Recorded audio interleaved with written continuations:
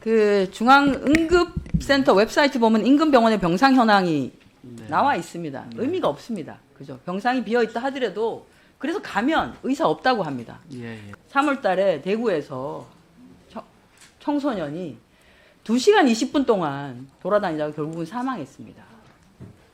그러면 지금 이제 필수 의료 인력을 바로 하는 것이 어렵다면 실시간 인력 현황이라도 이 사이트에서 반영해서 볼 수 있게끔은 해야 되는 거죠. 그러면 119 구급대가 좀 허송세월하지 아니하고 바로 인력이 있는 곳으로 갈 수 있게는 해줘야 되는 거 아닙니까?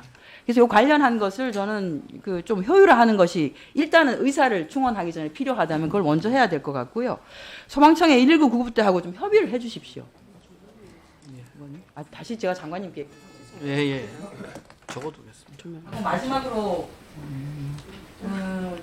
지금 퇴직연금과 네. 관련 하는 부분에 대해서 좀 질의를 드리겠습니다. 우리가 지금 이제 국민연금제도 개혁을 얘기를 하는데 다 얘기가 국민연금하고 기초연금과의 관계를 어떻게 할 것이냐만 그냥 포커스가 거기에 맞춰지고 있습니다. 그런데 사실 국민연금하고 비슷하게 월 소득의 8.33%를 내고 있거든요. 네, 맞습니다. 퇴직연금에. 네. 거의 같은 비율에 해당됩니다. 그런데 이 퇴직연금이 2005년에 도입이 되고 지금 벌써 18년째 들어가는데 OECD에서 각 나라의 연금 제도의 소득 대체율을 계산할 때 대한민국의 퇴직연금은 소득 대체율 계산에 집어넣지 않습니다. 맞습니다. 왜냐하면 그 기능을 연금으로서 기능을 하나도 못 하고 있기 때문에. 그리고 이제 퇴직연금에 대한 불만족의 이유가 수익률이 낮다는 것이에요. 실제로 2021년 기준으로 보면은 5년 평균 수익률이 1.96%, 10년 평균 해도 2.39%밖에 안 됩니다. 그 수익률이 낮죠. 퇴직연금. 그래서 이제 디폴트 옵션을 도입하기도 했습니다. 법적으로 했습니다만 기금형 퇴직연금의 필요성은 분명히 있습니다. 우리가 이제 두 개의 그 나라를 보면 호주가 도입하고 있는 슈퍼 애뉴에이션, 이게 이제 기금형으로 운영하는 거예요. 네. 호주 같은 경우는 이렇게 해서 실제로 노후소득 대체율의 31% 이상을 감당을 하고 있습니다. 이 네. 퇴직연금이. 네덜란드의 경우에도 CDC에서 결국 기금운용 전문가들이 참여해서 기금형을 운영하게 하고 네.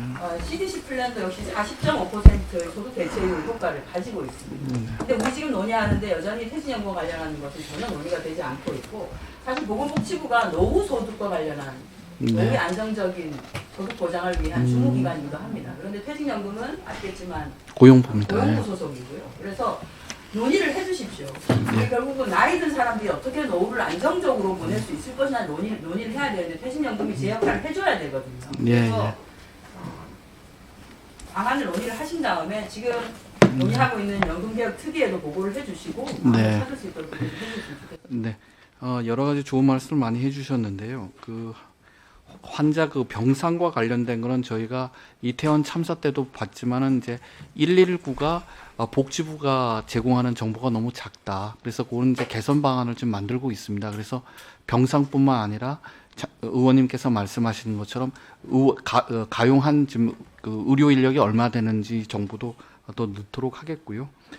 그다음에 퇴직연금과 관련해서는 뭐 이건 정확한 말씀이신데 국민연금이 최초에 나왔을 때는 이제 그 연금 혼자였는데 지금 이제 기초연금도 들어가고 퇴직연금도 들어가고 개인연금 뭐 농지연금 같은 것이 많기 때문에 그걸 이제 수직적으로 이 통합하고 역할 분담 같은 것을 이게 되게 중요하다고 생각이 듭니다. 그래서 지금 연금특위에서도 구조 개혁을 또 논의를 시작하는 걸로 알고 있습니다. 저희도 그 논의에 적극 참여해서 퇴직연금도 제대로 그 역할을 할 수 있도록 고용부와도 협의를 하고 국회와도 논의를 하도록 하겠습니다. 네.